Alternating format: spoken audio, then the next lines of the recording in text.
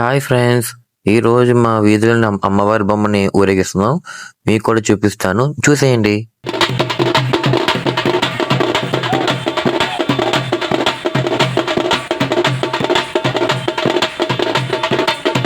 చెట్టుకు ఇయ్యాల కట్టినామే ఇయ్యాల